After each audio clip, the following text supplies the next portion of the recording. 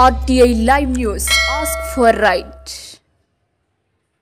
ప్రస్తుతం వరి పంటలో దోమకాటు ఆశించిందని పిల్ల పురుగుల దశలోనే దోమపాటుకు సమర్థవంతంగా నివారించుకోవాలని లేని ఎడల పంట నష్టం చాలా ఎక్కువగా ఉంటుందని వ్యవసాయ అధికారి కె తిరుపతిరావు అన్నారు.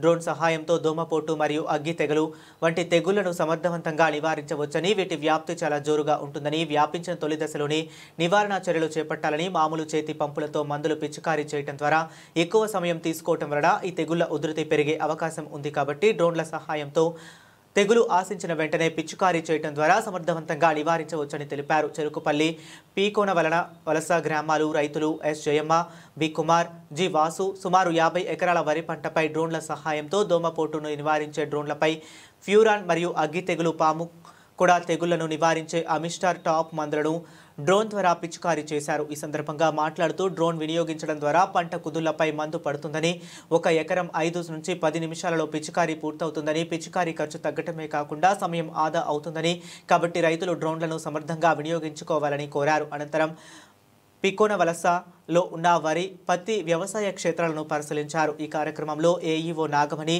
విఏఈ లావణ్య పాల్గొన్నారు.